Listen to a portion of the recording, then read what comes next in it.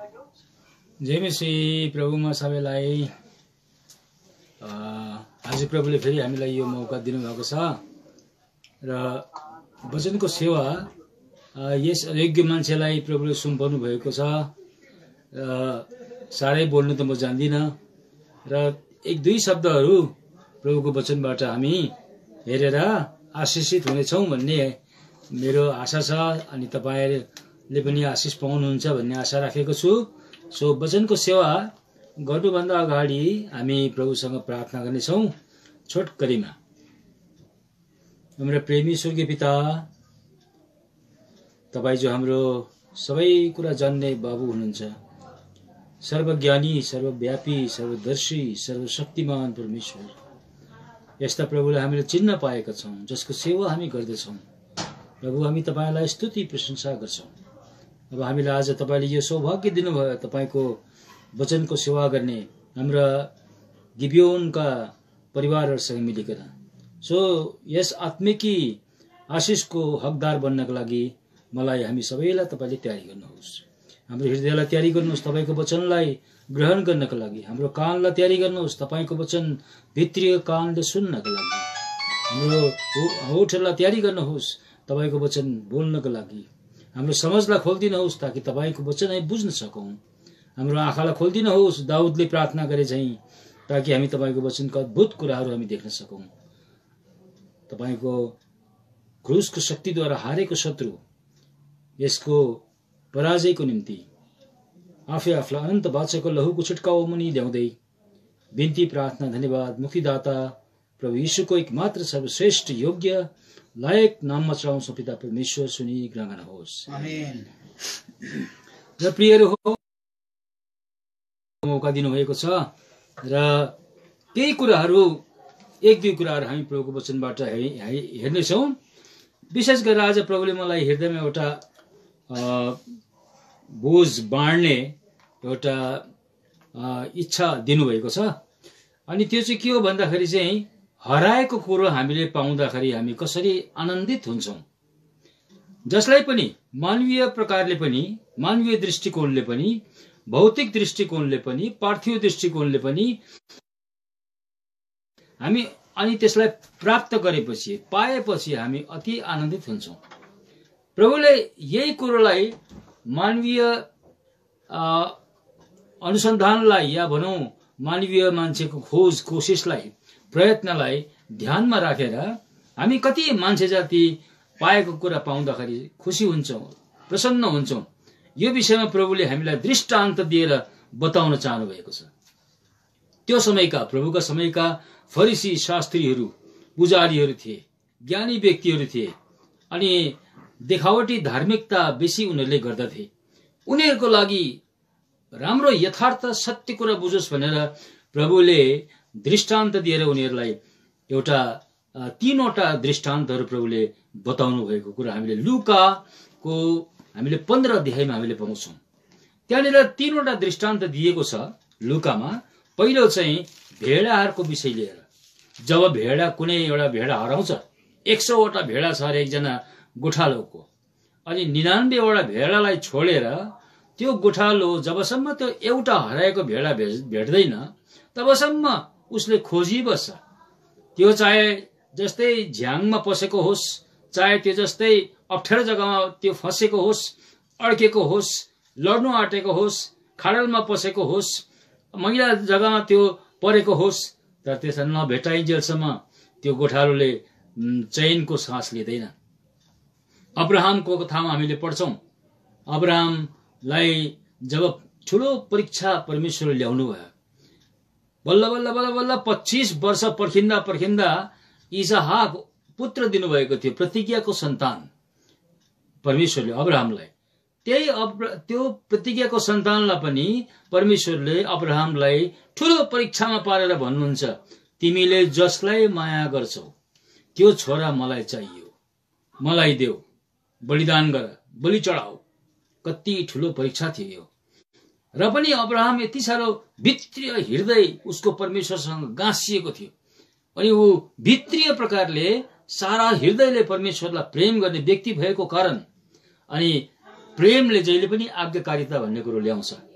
यति बिघ्न उसले परमेश्वरलाई प्रेम गर्थ्यो कि उसले परमेश्वरको त्यो मागलाई, त्यो चाहनालाई उसले बिना प्रश्न गरिकन, केही प्रश्न नगरिकन उसले सुटुक्कै त्यो आज्ञालाई सिरोपर गर्छ, मान्छ। अनि ऊ जान्छ आफ्नो छोरा, बल्ल बल्ल 25 वर्षमा जन्मेको छोरा इसहाकलाई लिएर मोरिया पर्वतमा जान्छ। सायद हामी मध्ये धेरैले यो कुरो जानेका छौँ। मोरिया पर्वतमा गएर त्यहाँनिर वेदी बनाएर दाउराहरू राखेर उसको हातमा छुरी र आगो थियो, अनि उसले त्यो दाउरामाथि, त्यो वेदीमाथि आफ्नो प्यारो छोरालाई राखेर उसले चक्कुले, छुरीले हिर्काउन आँट्दाखेरि माथिबाट आवाज आउँछ, अब्राहम अब्राहम, तिमीले त्यसो नगर। अब्राहमले भन्छ, ज्यू हजुर, म यहाँ छु परमेश्वर। अनि उसले भन्छ, तिमीले आफ्नो छोरालाई नमार। अब तिमी एक्जाममा पास भयो, तिमी परीक्षामा पास भयो, तिमी मेरो डर मान्दो रहेछौ, आज्ञाकारी रहेछौ तिमी। यसले गर्दाखेरि तिमीले त्यो इसाक पुत्रलाई तिमीले मार्नु पर्दैन, त्यसको साटोमा चाहिँ म तिमीलाई एउटा भेडा दिन्छु। अनि त्यो भेडा हेर, ऊ पर त्यहाँनिर झ्याङमा अल्झिरहेको छ, एउटा काँडै काँडा भएको झ्याङ थियो, त्यो झ्याङमा अल्झिरहेको थियो एउटा त्यो भेडा। अनि त्यो भेडा एकदम सिङ उसको अड्किएको थियो त्यो भेडाको। अनि परमेश्वरले भन्नुहुन्छ, त्यही भेडा हो जसलाई लगेर तिमीले बलि चढाउनु पर्छ भनेर। यसरी परमेश्वरले अब्राहमलाई भेडाको महत्व त्यति बेला बताउनु भएको थियो। कति प्रिय हुन्छ त्यो भेडालाई पाउँदाखेरि, कति खुसी भयो अब्राहम। मेरो छोराको बदली मैले मेरो प्यारो छोरालाई मार्नु पाइनँ, मैले मार्नु परेन मैले, तर त्यसको बदली परमेश्वरले मलाई कति राम्रो प्रबन्ध गर्नुभएको रहेछ, भेडा दिनुभयो मलाई। अब भेडालाई मारेर त्यसको रगत चढाउँदाखेरि, त्यसको के अरे मासु चढाउँदाखेरि चाहिँ मेरो परमेश्वर खुसी हुनुहुन्छ। अनि यो प्रबन्ध चाहिँ माथिबाट परमेश्वरले गर्नुभएको रहेछ मेरो लागि। कति आनन्दको कुरो, कति खुसी भयो अब्राहम। यसै कारणले गर्दाखेरि अब्राहमले आफ्नो आज्ञाकारिताको कारणले गर्दाखेरि परमेश्वरको पिताको हृदयलाई उसले जित्यो। अनि उसले भेडाको बदली, आफ्नो छोराको बदली उसले भेडालाई उसले प्राप्त गर्यो। अनि यसै कारणले उसले नाम पनि त्यहाँनिर, परमेश्वरको नाम पनि उसले त्यहाँनिर राखेको हामीले पाउँछौँ, जेहोवा जिरे भनेर, अर्थात् परमेश्वरले प्रबन्ध गर्नुहुन्छ। यसकारण खोजी गर्ने प्रबन्ध गर्नुहुन्छ। अब यहाँ पनि हामीले प्रभुले यो फरिसी शास्त्रीहरूको बीचमा यो दृष्टान्त तीनवटा दिएर, पहिला सुरुको दृष्टान्त चाहिँ भेडा हराउँदाखेरि मान्छे कस्तो विचलित हुन्छ। आफूले माया गरेको, पालेको, त्यसलाई पालन पोषण गरेको, मैला छिची नभनिकन त्यो भेडालाई कति सफा गरेको, स्याहारेको, सुसारेको, उसको मैला पुछिदिएको, त्यसलाई आफ्नो छोरा जस्तो, आफ्नो छोरी जस्तो गरेर पालेर राखेको। हामीले दाउदको कथामा पढ्छौँ नि, दाउदले एकजना के अरे एउटा गरिब मान्छेको कथा बताउनुहुन्छ, जसको एक जोडी के अरे भेडाहरू थियो। अनि एकजना राजा थियो, उसले त्यो जग्गामा आएर के अरे गएर त्यहाँ भन्छ उसलाई, तिम्रो भेडाहरूमध्ये एउटा मलाई देऊ न, मेरो त पाहुना पो आयो त हौ भनेर उसले त्यहाँनिर के अरे आफ्नो के अरे उसले समस्यालाई उसले टक्र्याएको त्यहाँ हामीले पाउँछौँ। यद्यपि उसको घरमा पनि भेडा थियो, तर उसले अर्काको त्यो गरिब मान्छेको भेडालाई ल्याएर मारेर पाहुनालाई आदर सत्कार गरेर पाहुनाइ गरेर उसलाई पठाउन चाहन्थ्यो। तब जब त्यो सामुएल भविष्यवक्ता आउँछ, त्यति बेला के अरे सामुएल भविष्यवक्ताले यो कुरा उसलाई बताउँछ, नाथानले बताउँछ यो कुरा। अनि नाथानको यो कुरा सुन्दाखेरि दाउद यति साह्रो रिसले गर्जिन्छ, त्यो मान्छे को, त्यो राजा कुन चाहिँ हो जसले त्यो बिचारा एउटा गरिब मान्छेको भेडालाई यसरी चोरेर लानु खोज्यो भनेर एकदम साह्रो राकिन्छ दाउद। अनि नाथानले उसलाई मुखमा त्यति बेला भनेको हुन्छ, त्यो मान्छे अरू कोही पनि होइन, तपाईँ हो। त्यति बेला दाउद शरमले, लाजले पानी हुन्छ। अनि उसले आफ्नो पापलाई मानिलिन्छ पछि। अनि यस प्रकारले अर्काको भेडा लिनु, भेडा कति साह्रो के अरे चाहिँदो रहेछ मान्छेलाई। खोजिरहेको थियो उसले भेडा, तर उसले आफ्नोलाई राखेर चाहिँ अर्काको भेडा खोज्नु खोज्यो उसले। तर यो कुरो चाहिँ गलत कुरा थियो। तर यहाँनिर प्रभुले यहाँ सम्झाउनु हुँदैछ कि 99वटा भेडा यदि मान्छेको हरायो भने त्यो गोठालाले एउटा भेडा जबसम्म पाउँदैन त्यसलाई खोजि नै रहन्छ। अनि जब पाउँछ त्यसले काँधमा बोकेर, भेडालाई काँधमा बोकेर काखमा लिएर उसले आफ्नो छातीमा टसाएर त्यो भेडालाई खुसी हुँदै रमाउँदै एकदम त्यो फर्केर आउँछ। भेडा पाउँदा यति साह्रो खुसी हुन्छ। फेरि अर्को दोस्रो दृष्टान्त प्रभुले के बताउनु भयो भन्दाखेरि चाहिँ एकजना स्त्रीको विषयमा बताउनु भयो, जसको चाहिँ 10 वटा चाँदीको सिक्का उसले हराइ पठाएकी थिए। अनि त्यो जबसम्म त्यो बढालेर त्यसलाई के अरे मोमबत्ती बालेर उज्यालोमा कमराभरि उसले खोजी बस्छ, कुचो लगाइ बस्छ। अनि जबसम्म पाउँदैन तबसम्म उसले त्यसलाई खोजी बस्छ। खोजेर पाएपछि त्यो स्त्री कति साह्रो आनन्दित भई, कति साह्रो खुसी भई। यो कुरोलाई प्रभुले त्यहाँनिर प्रकट गर्न चाहनु भएको थियो कि खोजेर पाएपछि चाहिँ मान्छेको हृदय कति प्रसन्न हुन्छ। त्यो स्त्री कति खुसी भयो जसले त्यो चाँदीको सिक्का हराएको सिक्कालाई उसले प्राप्त गरे। दोस्रो, अब तेस्रो अन्तिममा चाहिँ एउटा के अरे दृष्टान्त प्रभुले बडो हृदय स्पर्शी दृष्टान्त बताएको हामीले पाउँछौँ। त्यो चाहिँ के थियो भन्दाखेरि चाहिँ उहाँले के अरे बताउनुहुन्छ कि एकजना धनी मान्छेको 2 जना छोराहरू थियो। त्यो छोरामध्ये जेठा र कान्छा चाहिँ छोराहरू थियो 2 जना। जेठा चाहिँ बाबुसँगै घरमा बस्थ्यो, उसले घरको सबै कामहरू गर्थ्यो, बाबुको आज्ञाकारी पनि थियो, बाबुलाई उसले सेवा टहल पनि गर्थ्यो। अनि ऊ एकदम खेतमा काम गर्ने साह्रो बिजी मान्छे थियो, व्यस्त मान्छे थियो।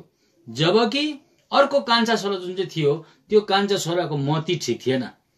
अनि त्यसले एक दिन के मन आयो त्यसलाई, त्यसले भन्छ मलाई मेरो सम्पत्ति तपाईँले मलाई दिनुहोस्, मलाई दिनुहोस्, म यहाँ बस्दिनँ, अब म यहाँबाट जान्छु, म वाक्कै ब्याक्कै भएँ भनेर उसले आफ्नो सम्पत्ति लिएर ऊ त्यहाँबाट निस्केर जान्छ, एउटा सहरमा जान्छ। ऊ एकदम त्यहाँनिर गएर उसले आफ्नो बाबुको धन सम्पत्ति उडाउँछ। अनि यसै कारण उसलाई उडाउ पुत्र भनिएको छ।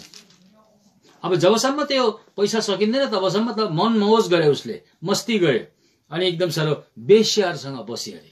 कति नराम्रो जीवन बितायो उसले, कति अनैतिक जीवन उसले बिताएको थियो त्यहाँनिर। अनि एक समय यस्तो आयो जबसम्म पैसा थियो तबसम्म त उसको के अरे उसले मजा गर्नु पायो, साथीहरू बनाउनु पायो, साथीहरू बटुल्नु पायो, अनि मन मौज गर्यो एकदम साह्रो। उसले एकदम साह्रो इन्जोय गरे, एकदम जीव के अरे संसारमा इन्जोय गरे उसले। तर जब उसको पैसा सकियो तब उसको दुर्दशाको दिन फेरि सुरु भयो। तब उसलाई खानु पनि, हातमुख जोड्नु पनि उसलाई धाउधाउ पर्ने भयो। अब आज बिहान खायो भने भरे के खाउँ, हो यस्तो प्रकारको अवस्थामा त्यो कान्छा छोरा पुग्यो। जबकि बाबुको घरमा प्रशस्तै गरी रोटी खान पाइन्थ्यो, जे भन्दा पनि पाइन्थ्यो, मिठो मिठो खाना पाइन्थ्यो। बाबु यति साह्रो धनी मान्छे थियो, समृद्धिशाली मान्छे थियो। तर त्यस्तो सम्पत्तिलाई लात मारेर त्यो कान्छा छोरा सहरमा गएर त्यसरी मौज मस्ती गरेको कारणले गर्दाखेरि अन्तमा त्यसको नतिजा त्यस्तो भयो। त त्यो छोरालाई एक दिन मनमा आउँछ, होइन म यसरी बस्नु हुँदैन, यो सुँगुरको चारो खाएर म कति दिनसम्म बाँच्न सक्छु, कति दिनसम्म बाँच्न सकौँला। मेरो त सबै मेरो के अरे स्वास्थ्य पनि खराब हुन्छ, मेरो मन दिमाग सबै पीरले भरिएको छ। यसै कारण म अब यस्तो प्रकारको जीवनमा अब जिउँदिनँ। म बरु म जान्छु मेरो बाबुलाई गएर म भन्छु कि बाबु, मैले तपाईँको स्वर्गको विरोधमा अनि तपाईँको विरोधमा मैले पाप गरेको छु। मलाई अब तपाईँले छोरा जस्तो होइन, एउटा दास जस्तो, नोकर जस्तो, कमारो जस्तो तपाईँले मलाई घरमा राख्नुहोस् बरु। तर म अबदेखिको म फर्केर जाँदिनँ, म बाबुलाई म माफ माग्छु भनेर उसले मनमा त्यो सङ्कल्प गरे अरे। पहिला त उसले मेरो सम्पत्ति देऊ भनेर भन्दै थियो उसले, त्यो कान्छा छोराले बाउलाई, मेरो सम्पत्ति मेरो जति पर्छ त्यो सम्पत्ति मलाई दिनुहोस् तपाईँले भनेर ऊ त्यहाँबाट निस्केर गएको हो। म गोजीमा टन्न पैसा हालेर बोकेर ऊ त्यहाँबाट गएको।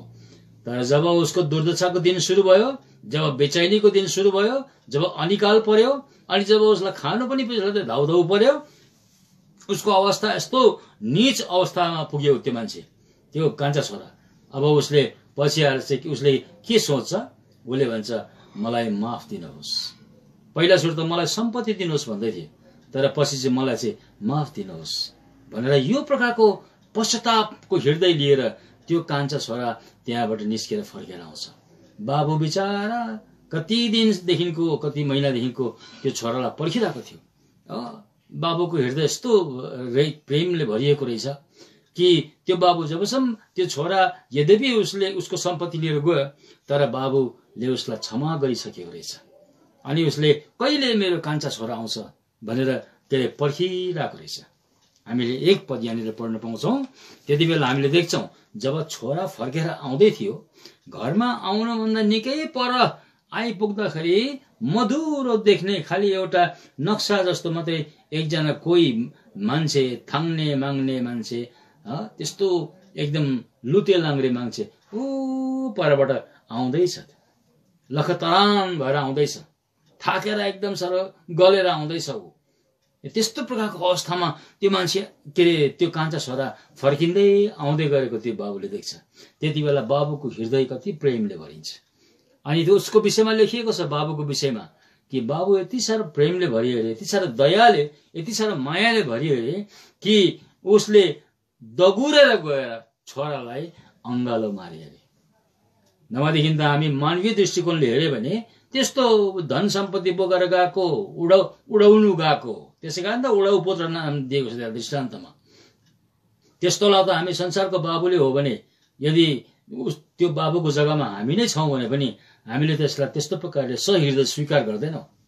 पहिला त्यसलाई झाँप्छौँ, पहिला त्यसलाई मरुन्जेलसम्म गाली गर्छौँ। मजा गर्छु भनेर गएको होइन, यहाँबाट जातो अब तेरो घर छैन यहाँनिर भनेर हामीले यति बेला किसिम किसिम भनेर त्यो छोरालाई फेरि फर्काउनुमा हामीले बेड लाउन थिएनौँ। तर यहाँनिर हामी देख्छौँ बाबुले यति साह्रो दया र प्रेमले आशाले भरिएको थियो, छोराको इन्तजारमा थियो। अनि कहिले आउँछ मेरो छोरालाई म उसलाई देख्नु पाऊँ, म उसलाई अङ्गालो हाल्नु पाऊँ, माया गर्नु पाऊँ, क्षमा गर्नु पाऊँ, बात गर्नु पाऊँ भनेर बाबुले यहाँनिर पर्खिरहेको थियो। एक पद हामी त्यो हृदय स्पर्शी त्यो पदलाई हामी यहाँनिर पढ्छौँ 15 अध्यायको लुकामा। आउनुहोस् त, लुकामा यहाँ भाइले पढिदिनुहुन्छ। लुकाको 15 अध्याय 17 र 18। जब त्यो होसमा आयो तब त्यसले भन्यो, मेरा पिताका कति ज्यालादार नोकरहरूले उब्रो पाब्रो हुने गरी रोटी पाउँछन्, तर म चाहिँ भोकले नाश भइरहेछु। म उठेर मेरा पिता कहाँ जानेछु र उहाँलाई भन्नेछु, पिताजी, मैले स्वर्गको विरोधमा र तपाईको दृष्टिमा पाप गरेको छु र अब उसो तपाईको छोरा बनिने लायकको म छैन। मलाई तपाईका ज्यालादार नोकरहरू मध्ये एउटा चाहिँ बनाउनुहोस्। अनि उठेर त्यो आफ्नो बाबुका आयो, तर त्यो अझ धेरै टाढामै हुँदा त्यसका बाबुले त्यसलाई देखे र दयाले भरिए अनि दोगुरेर गई त्यसलाई अङ्गालो हाले र त्यसलाई चुम्बन गरे। हेर्नुहोस् त, हाम्रो परमेश्वरको नेचर, स्वभाव अनि हृदय यस्तो प्रकारको हुँदो रहेछ भन्ने कुरा हामीले पहिलोपल्ट बाइबलमा हामीले पढ्न पाउँछौँ। हामीले सोच्छौँ परमेश्वर त खालि ज्ञानी मात्रै हुनुहुन्छ, परमेश्वर त खालि महान सृष्टिकर्ता मात्रै हुनुहुन्छ, परमेश्वरले यो हामीले आँखाले भ्याइ नसक्नुको आकाशमा भएको तारागणहरूलाई परमेश्वरले भइजा भन्दाखेरि त्यो अस्तित्वमा आयो। अनि ठुल्ठुला ताराहरू परमेश्वरले बनाउनु भयो। प्रकाशित वाक्यमा गएर हामीले पढ्छौँ हाम्रो प्रभु यीशु मसीहले 7वटा तारा दाहिने हातमा लिएर बसेको छ। अनि परमेश्वरको महानता बुझि नसक्नुको छ। आकाश, स्वर्ग र पृथ्वीलाई अलग अलग पार्ने शब्दको शक्तिमा यस्तो होइजा भन्दाखेरि त्यो कुरो भइहाल्यो। जे परमेश्वरले बोल्नुभयो त्यो कुरा त भइहाल्यो। असङ्ख्यौं ताराहरू त्यो आकाशमा चम्किनु थाल्यो, टिम टिम टिम टिम चम्किन थाल्यो, जो हामीले आँखाले देख्छौँ। दिनको लागि परमेश्वरले घामलाई भन्नुभयो, तिमी पनि एकदम दिनको लागि रोशनी दिनको लागि तिमी यहाँ बस। अनि घाम पनि आज्ञाकारी भएर अहिलेसम्म 1000 वर्ष कति भइसक्यो त्यो घामले दिनमा मान्छेलाई रोशनी दिन्छ। यसरी समुद्रहरू भइजा, अनि झारपातहरू भइजा, साग सब्जीहरू भइजा, पशु प्राणीहरू भइजा, यस्तो पशु होस् उस्तो पशु, जे पनि परमेश्वरले बोल्नुभयो त्यो कुरा हुन आयो। अनि उहाँ बिना कुनै कुरा हुन आएन भनेर बाइबलले हामीलाई भन्छ। यूहन्नाको 1 अध्यायले हामीलाई यो कुरा बताउँछ। जे सबै कुरा उहाँबाट आएको छ, उहाँ बिना केही कुरा हुन आएको छैन भनेर हामीले बाइबलमा पढ्न पाउँछौँ। हाम्रो परमेश्वर त यस्तो हुनुहुँदो रहेछ भनेर हामीले यति मात्रै खालि एउटा सीमित ज्ञान राखेका छौँ कि हाम्रो परमेश्वर कति महान, हुनु पनि महानै हुनुहुन्छ।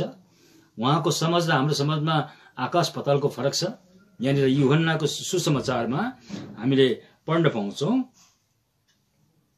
3 पद। सबै कुराहरू उहाँद्वारा हुन आए अनि हुन आएका कुराहरू मध्ये कुनै पनि उहाँ बिना हुन आएन। हेर्नुहोस् त, सबै कुराहरू सृष्टिका जति कुराहरू हामीले आँखाले देख्छौं त्यो सबै परमेश्वरले मुखको शब्दको शक्तिले उहाँले अस्तित्वमा ल्याउनु भएको हो सबै कुरालाई। यसै कारणले उत्पत्तिको किताबलाई हामीले यदि गहिरो प्रकारले अध्ययन गर्यौं भने त्यहाँनिर चाहिँ जो अंग्रेजी भाषामा चाहिँ let this thing be done, let the sun rise, let the stars come, let the waters depart भनेर लेट लेट लेट भन्ने कुरा अर्थात् मतलब होइजा होइजा, यस्तो होइजा त भन्दाखेरि परमेश्वरले त्यही कुरो अस्तित्वमा ल्याउनु भयो। चन्द्रमा यहाँ बसोस् त, चन्द्रमा यहाँ राख, यसलाई यो होस् चन्द्रमा, अनि चन्द्रमा आफ्नो जग्गामा सुटुक्क आएर बस्यो। घाम र चन्द्रमा अहिलेसम्म हजारौं वर्ष अस्तित्वमा बसिरहेको छ आकाशमा, तर कहिले उनीहरूकोमा ठोकाबाजी पर्दैन। हामी मान्छे पो झगडा गर्छौं, एउटाले अर्कोलाई ठोक्छौं, तर सृष्टिका जो चीज जो छ जसको जीवन छैन, त्यो जीवन नभएको निर्जीव कुराले पनि परमेश्वरको आज्ञा मानेर उनीहरू हजारौं वर्षदेखिको एकसाथ मिलेर बसेको छ। कति सुन्दर कुरा हो। अनि यस्तै प्रकारले 14 पल्ट चाहिँ त्यो लेट भन्ने कुरा लेखिएको छ। होइजा भन्दाखेरि भइहाल्यो, परमेश्वरको एउटा शक्तिको परिचय मात्रै हो त्यो मामुली एउटा। तर त्यो भन्दा ठूलो सृष्टि चाहिँ परमेश्वरले कहिले गर्नुभयो? मास्टरपिस भन्छ त्यसलाई चाहिँ। सर्वश्रेष्ठ परमेश्वरको सृष्टि चाहिँ के हो? सबै कुरा भन्दाखेरि परमेश्वरको के अरे सुन्दर सृष्टि चाहिँ के हो? सायद तपाईले सोच्नुहुन्छ मुजुर पो होला हो भने, किनभने मुजुरलाई चाहिँ पक्षीहरूमा सबभन्दा सुन्दर पक्षी भनेर मानिन्छ। त्यसले जब आफ्नो पखेटा फैलाउँछ, प्वाख फैलाउँछ त्यसले, अनि नाच्छ, त्यति बेला हाम्रो हृदय पनि नाच्छ, कति सुन्दर देखिन्छ।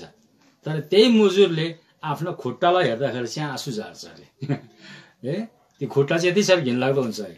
त्यसको पखेटा जब त्यसले फैलाउँछ अनि नाच्छ, त्यति बेला चाहिँ यति साह्रो मनमोहक त्यो दृश्य देख्न पाइन्छ। यस्तो यस्तो सुन्दर कुराहरू चाहिँ परमेश्वरले सृष्टि गरेर मुखले भनेर अहिलेसम्म परमेश्वरले के अरे राखिदिनु भएको छ। हामीले एउटा अचम्मको कुरा हामीले के पढ्छौं बाइबलमा भन्दाखेरि चाहिँ अहिलेसम्म कसैले पनि ताराहरू कतिवटा छ भनेर कसैले भन्न सकेको छैन।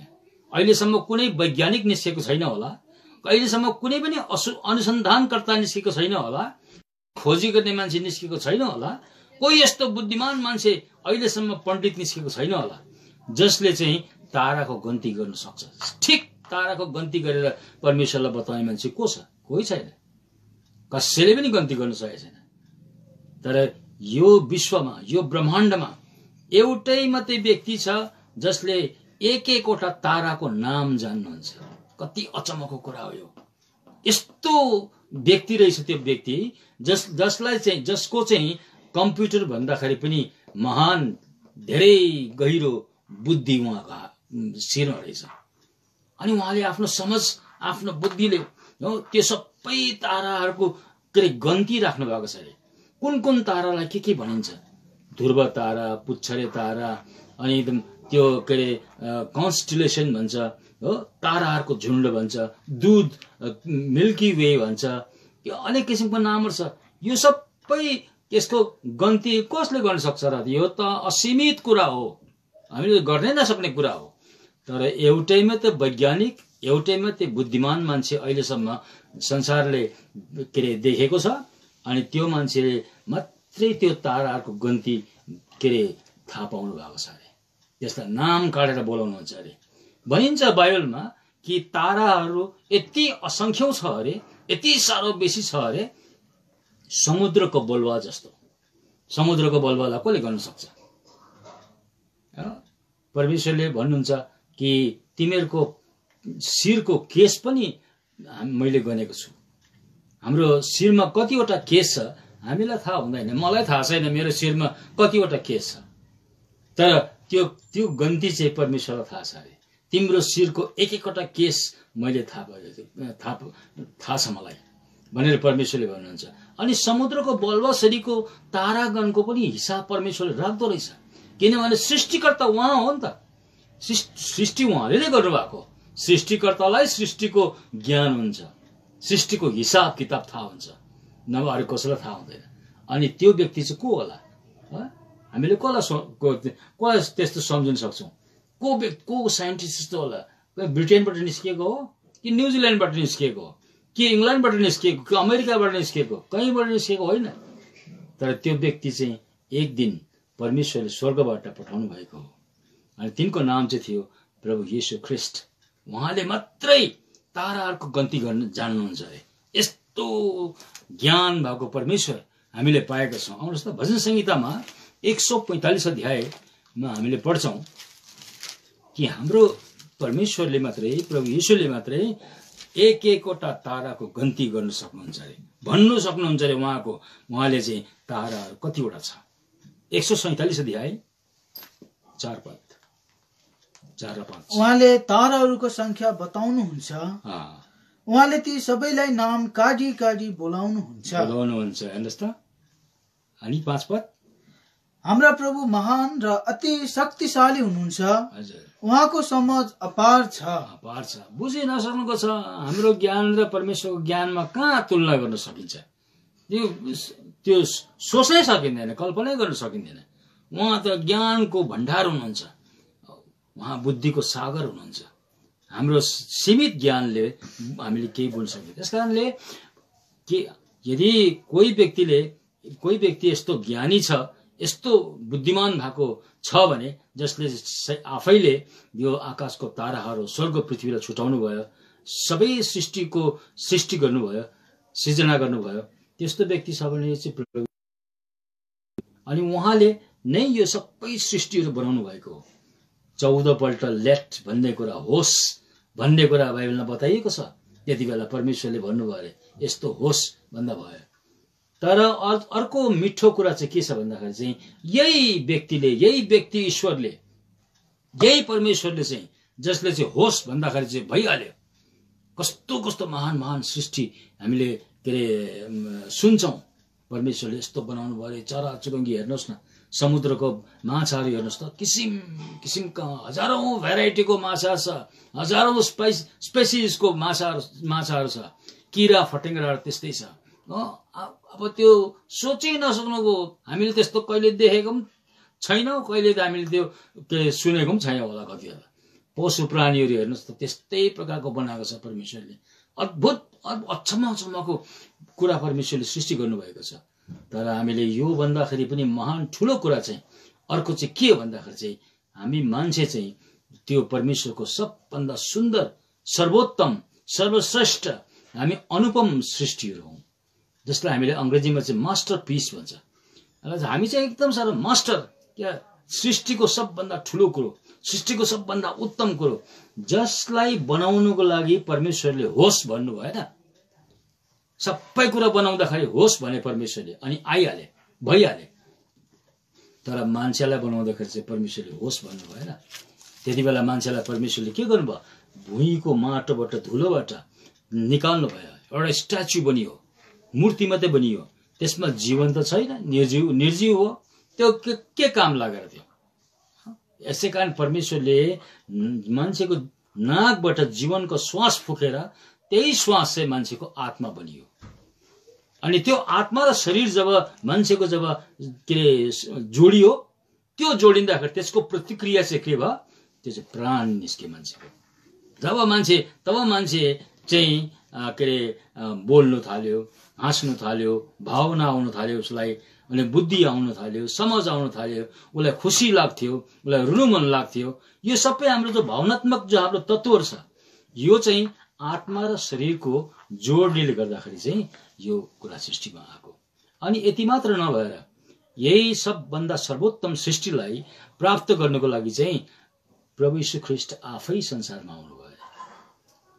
अन्त भन्छ प्रभु यीशु ख्रीष्ट किन आउनुभएको भन्दाखेरि कुनै धर्म शिक्षा स्थापित गर्नुको लागि, या कुनै संस्था स्थापित गर्नुको लागि, कुनै ठुलो महान सामाजिक संस्थालाई स्थापित गर्नुको लागि प्रभु यीशु ख्रीष्ट यो संसारमा आउनु भएको होइन।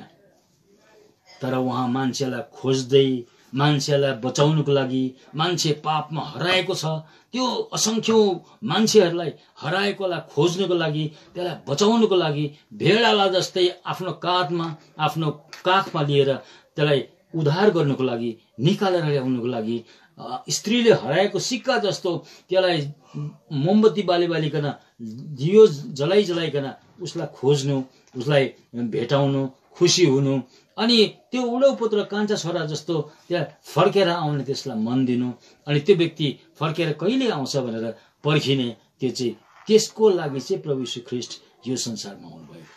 त्यसैकारण प्रभुको विषयमा भनिन्छ कि किन प्रभु यीशु ख्रीष्ट यो संसारमा आउनुभयो। कतिले बुझेको छैन, हाम्रो क्रिस्चियनहरूले पनि बुझेको छैन। उनीहरूले के सम्झिन्छ, धर्म स्थापना गर्नुको लागि। आफ्नो आफ्नो सबैको धर्म छ, आफ्नो आफ्नो सबैको विश्वास छ, आफ्नो आफ्नो सबैको के अरे भगवान छ।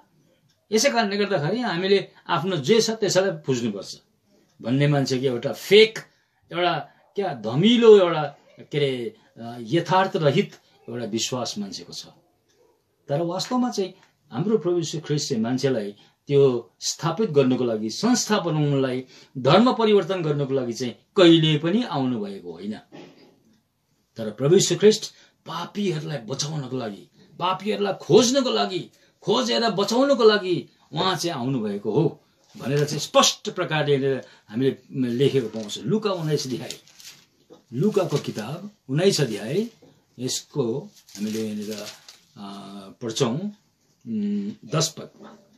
किनभने मानिसका पुत्र हराएकोलाई खोज्न र मुक्त गर्न आएका हुन्। हेर्नुहोस् त, प्रभु यीशु ख्रीष्ट आउनुको तात्पर्य, आउनुको के अरे कारण चाहिँ के रहेछ? धर्म स्थापित गर्नु, अर्को धर्म स्थापना गर्नु, क्रिस्चियन धर्म बनाउनु, क्रिस्चियन धर्ममा मान्छेलाई परिवर्तन गर्नु, मान्छेलाई कर्कापमा धर्ममा हाल्नु, धर्म परिवर्तन गर्नुको लागि कहिले आएको होइन। बाइबलले त्यो कुरोलाई सरासर नकार्छ। मान्छेले भन्छ त्यस्तो, तर बाइबलले त्यसो भन्दैन। बाइबलले के भन्दो रहेछ? परमेश्वरको वचनले के भन्छ? प्रभु यीशु ख्रीष्ट चाहिँ मान्छेलाई खोज्नु अनि बचाउनुको लागि आउनु भएको। खोजी गर्ने काम चाहिँ यो परमेश्वरले गर्नु हुँदो रहेछ। हामी जस्तो मान्छेहरूलाई, हामी जस्तो लुते लाङ्रे मान्छेहरू, हामी जस्तो दुष्ट मान्छेहरू, म जस्तो घृणित पापीलाई, म त बिग्रेको मान्छे हो। मेरो आफ्नो जीवन गवाई सायद तपाईँले कसैले पनि सुन्नुभएको छैन होला, तर म एउटा भ्रष्ट मान्छे, बिग्रेको मान्छे, पहिला सुरु भाङ धतुरो नसाबाजीमा डुबेको मान्छे, अनेक किसिमको पाप त मेरो जीवनमा थियो।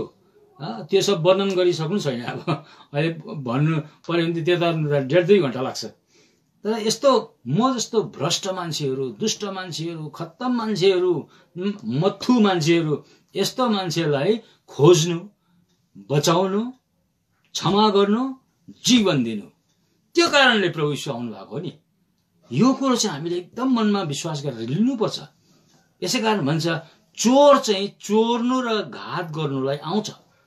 एउटा उद्देश्य लिएर आउँछ नि त चोर पनि। चोर त्यसै गुजीमा हात हालेर घुम्नु त आउँदैन, या पाहुनाको रूपमा ऊ कसैको घरमा जाँदैन ऊ। तर चोर चाहिँ चोर्ने दाउमा आउँछ। यो घरमा यति, यो घरमा निकै छ है, पैसा रुपियाँ निकै छ यो घरमा, धनी मान्छेको घर हो यो, अनि यो मान्छेकोमा गहना थुप्रो होला, पैसा रुपियाँ थुप्रो होला, क्यास थुप्रो होला, कति उसको दामी दामी चिजहरू होला। अनि त्यो दाउमा चाहिँ उसले योजना बनाउँछ चोरले। अनि एक दिन घरको मान्छे नभएको बेलामा, या त राति सबैजना सुतेको बेलामा, अनि मौका पारेर ऊ त्यो घरमा चाहिँ चोर्नु आउँछ। चोर्नु पाएन भने घात पनि गर्छ, उसले हिर्काउँछ पनि, घायल पनि गर्छ। छुरीले हिर्काउन सक्छ, त्यसलाई मार्नु पनि सक्छ। किनभने लुट्नु पर्यो नि त, पैसा त लानु पर्यो नि, उसले दामी दामी चिज त लानु पर्यो। त्यसै कारण त ऊ आएको।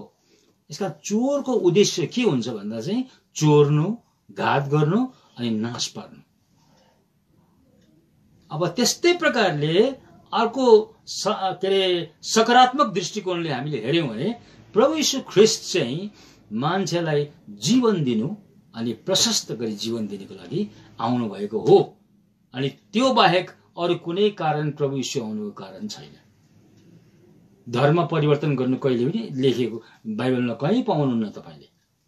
तर प्रभु यीशु ख्रीष्ट आउनुको सट्टा जसरी चोर नकारात्मक दृष्टिकोणले अर्कालाई बिगार्नु आउँछ, लुट्नु आउँछ, मार्नु आउँछ, घायल गर्नु आउँछ, त्यस्तै प्रकारले सकारात्मक दृष्टिकोणले प्रभु यीशु ख्रीष्ट चाहिँ मान्छेलाई खोज्नु, जीवन दिनु, बचाउनु, क्षमा गर्नु अनि उसलाई अंगालो हाल्नु।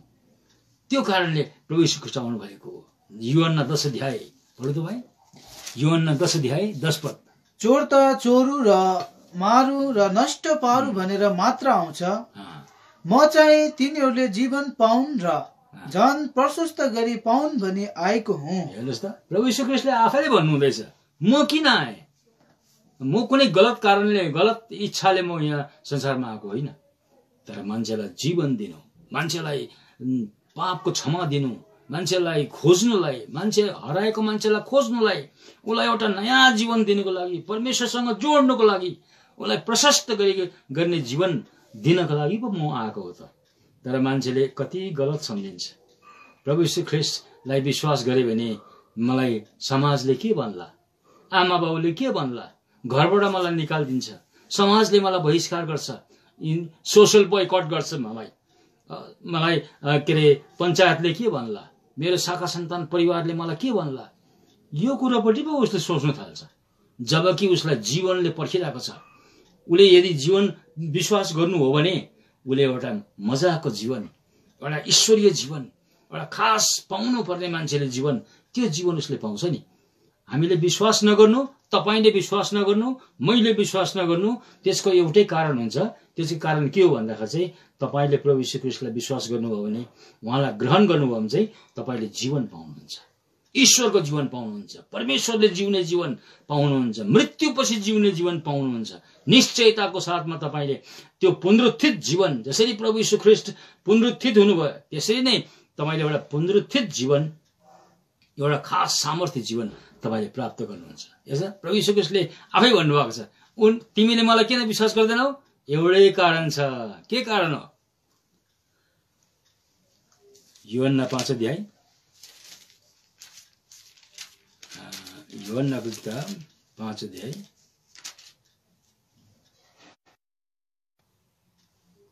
40 पद।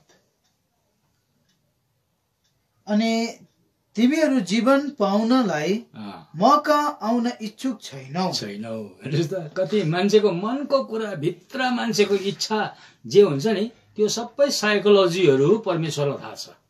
तपाईले मनमा के सोच्नु हुँदैछ त्यो परमेश्वरले पहिलेदेखि जान्नुहुन्छ। तपाईको हृदयमा के छ त्यो त परमेश्वरले बडो राम्रो प्रकारले जान्नुहुन्छ। तपाईले आफूसँग लुकाउन सक्नुहुन्छ होला, तपाईले आफ्नो आमा बाबुसँग लुकाउन सक्नुहुन्छ होला, तपाईले आफ्नो शिक्षक शिक्षिकासँग लुकाउन सक्नुहुन्छ होला, आफ्नो घरको शाखा सन्तानसँग तपाईले लुकाउन सक्नुहुन्छ होला, आफ्नो पत्नीसँग, आफ्नो पतिसँग तपाईले लुकाउन सक्नुहुन्छ होला।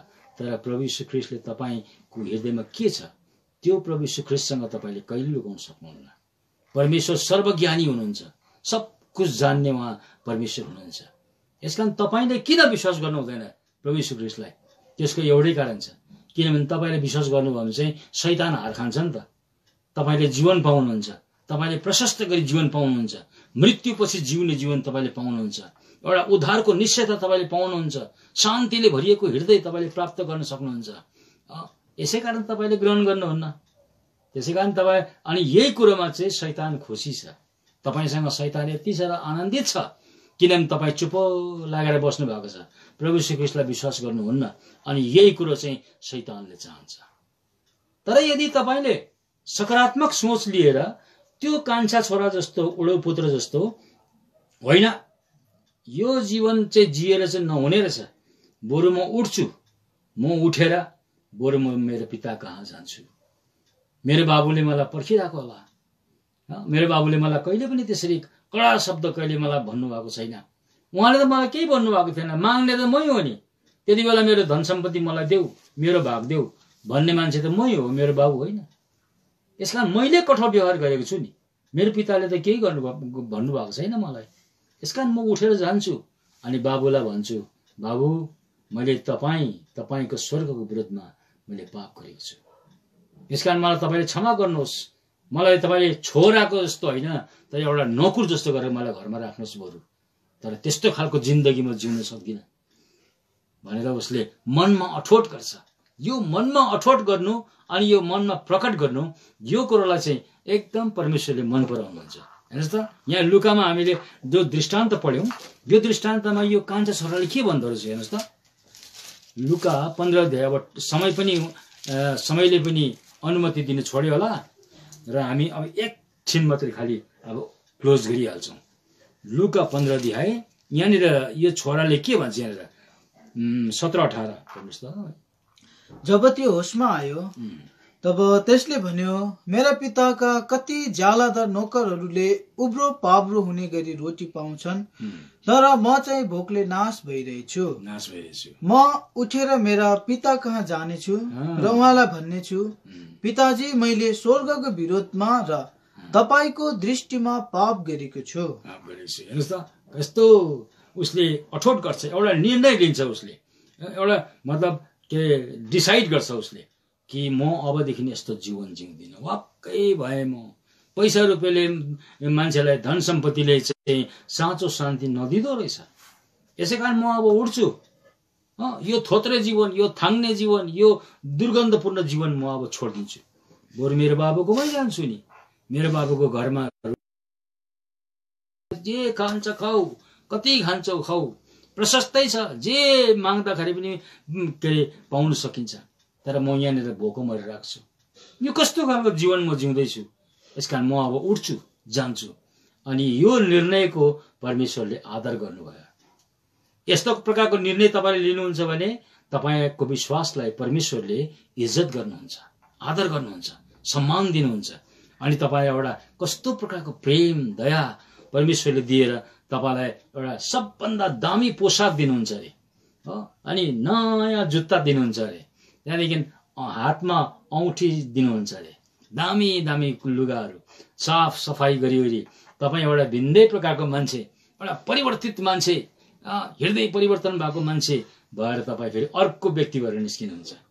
तर खाली कुरा चाहिँ यसमा झुन्डिएको छ, तपाईँले निर्णय चाहिँ के गर्नुहुन्छ, कस्तो निर्णय गर्नुहुन्छ, छोडेर जाने निर्णय गर्नुहुन्छ कि फर्केर आउने निर्णय गर्नुहुन्छ।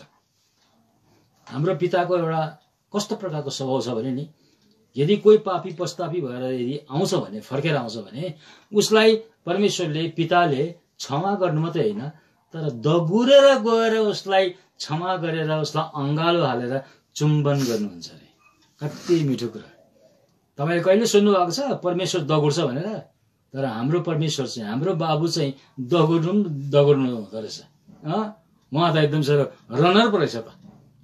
प्रेमले गर्दाखेरि नि, मायाले गर्दाखेरि, छोराको मायाले गर्दाखेरि उहाँ कहिले आउँछ भनेर पर्खिरहनु भएको थियो बुढो मान्छे।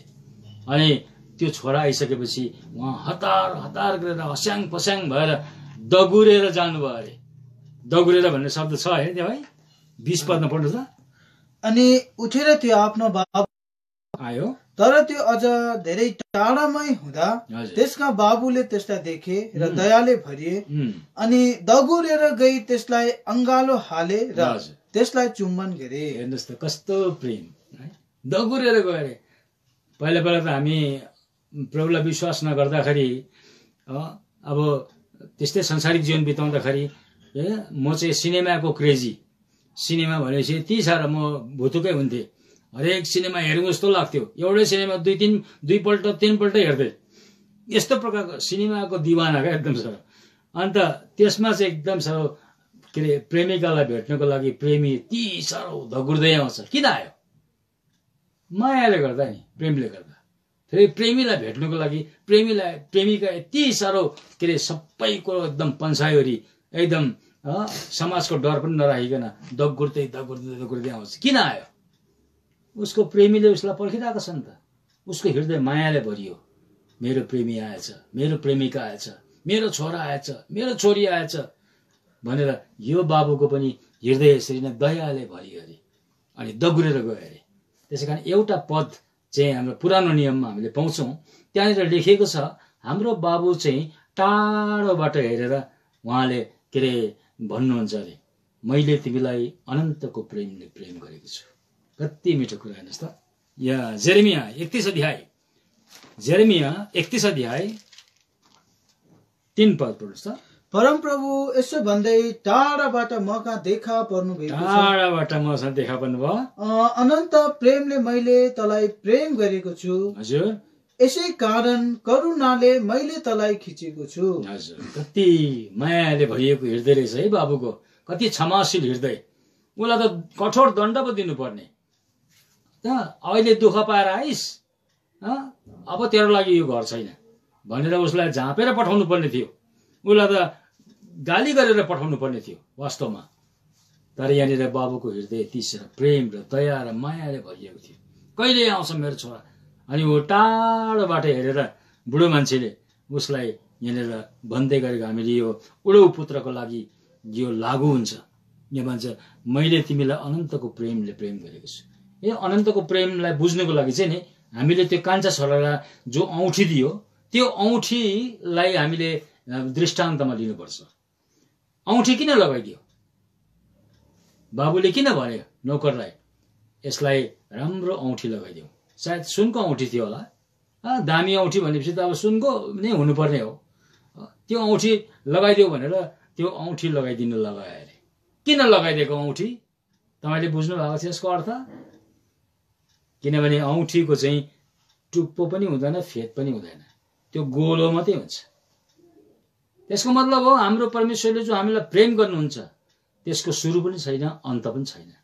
त्यो चाहिँ अनन्तको प्रेम हो, सधैँभरि रहने प्रेम हो, कहिले नचोडिने, कहिले नटुङ्गिने त्यो प्रेम हो। हामी यो संसारमा एकअर्कासँग हामी छुट्टिन सक्छौँ, तर एक दिन यस्तो समय परमेश्वरले राखिदिएको छ परमेश्वरको राज्यमा कि हामी जब भेट हुन्छौँ त्यति बेला परमेश्वरले अनन्तको प्रेम हामीलाई चाख्न दिनुहुन्छ। साँच्चै अनन्तको प्रेम चाहिँ यस्तो हुँदो रहेछ। बाबुसँग बसिरहेका हुन्छौँ, अब्राहमसँग त्यति बेला हामी बसिरहेका हुन्छौँ, इसहाकसँग बसिरहेका हुन्छौँ, याकुब बाजे ओ परबाट आउँदै गरेको हुन्छ। हाम्रो ठुल्ठुला प्रेमी परमेश्वरका दासहरू, दानियलहरू, दाउद, सामुएल अनि पौल, यिनीहरू सबैजना एकैचोटि भेला हुन्छन्। अनि हामी त्यस्तो व्यक्तिहरूसँग एक दिन अनन्तको प्रेम हृदयमा राखेर हामी बस्न पाउनेछौँ। के यस्तो आशिषित जीवनलाई तपाईँले लिन चाहनुहुन्न? यदि चाहनुहुन्छ भने तपाईँको निर्णयमाथि मात्रै खालि सबै कुरा झुन्डिएको छ। यदि तपाईँले निर्णय गर्नुहुन्छ म यस्तो जीवन पाउन चाहन्छु, म पनि फर्केर आज आउँछु, म जान्छु अब बाबुको घरमा, अनि म बाबुलाई भन्छु बाबु मैले तपाईँको विरोधमा, स्वर्गको विरोधमा मैले पाप गरेको छु, मलाई तपाईँले क्षमा गर्नुहोस् भनेर भन्दाखेरि बाबुले तपाईँलाई तिमी मेरो नोकर जस्तो भएर बस आजदेखि भनेर कहिले भन्नुहुन्न। तर उहाँले तपाईँलाई अङ्गालो मार्नुहुन्छ, दया देखाउनुहुन्छ, क्षमा गर्नुहुन्छ अनि अङ्गालो हालेर चुम्बन गर्नुहुन्छ। त्यसको मतलब तपाईँलाई यति साह्रो मिठो स्वागत उहाँले गर्नुहुन्छ अनि अनन्तको लागि तपाईँलाई पिताको मिरासमा एक बनाएर परमेश्वर स्वर्ग राज्यमा राख्नुहुन्छ। यो परमेश्वरपट्टिबाटको आशिष हो, जसलाई प्रभु यीशु ख्रीष्टले चाहिँ लुका 15 अध्यायमा 3वटा दृष्टान्त लिएर प्रभुले स्पष्ट पार्नुभयो। यसकारण हामीलाई सम्झाउनुको लागि, क्या बताउनुको लागि, बुझाउनुको लागि यस्तो जीवन पनि छ है। यस्तो जीवन यदि चाहन्छौ भने चाहिँ फर्केर आऊ, अनि जब तिमी फर्केर आउँछौ तब तिमीले यो जीवन पाउँछौ। यसकारण बाइबलमा हामीले फर्केर आऊ भन्ने, रिपेन्ट भन्ने कुरा चाहिँ धेरैपल्ट हामीले पढ्न पाउँछौँ। रिपेन्ट भनेको मतलब चाहिँ खालि पछि त सरी भनेर आउनु मात्रै होइन, तर रिपेन्टको मतलब चाहिँ के हो? मूल भाषामा चाहिँ मेटानियो भनिन्छ। ग्रिक भाषामा मेटानियो भनेको मतलब चाहिँ राइट अबाउट टर्न भनेको। दाहिनेपट्टि फर्केर हामी हिँड्दै थियौँ, अब फनक्क घुमेर देब्रेपट्टि फर्केर आउनुपर्छ। पिठ्यौँ चाहिँ हामीले परमेश्वरलाई देखाउँदै थियौँ अनि अनुहार चाहिँ संसारलाई देखाउँदै थियौँ। अब चाहिँ जब रिपेन्ट गर्छौँ त्यसको मतलब चाहिँ अब चाहिँ पिठ्यौँ चाहिँ हामीले संसारलाई देखाउँछौँ अनि अनुहार चाहिँ पितालाई देखाउँछौँ। त्यस साँचो पश्चातापको अर्थ चाहिँ त्यो हो। यसकारण यस्तो प्रकारको अर्थ पश्चाताप लिएर यदि तपाईँ आउनुहुन्छ भने परमेश्वरको राज्य तपाईँकै हो, पिताको मिरास तपाईँकै हो, पिताको प्रेम तपाईँले पाउनुहुन्छ अनि अनन्तको लागि तपाईँले यो जीवन पाउन सक्नुहुन्छ। प्रभुले हामीलाई सहायता गरेका हुन्। अलिक लामो हुन गयो कि ठिकै हो समय? ल भाइ प्रार्थना गर्नुहोस्।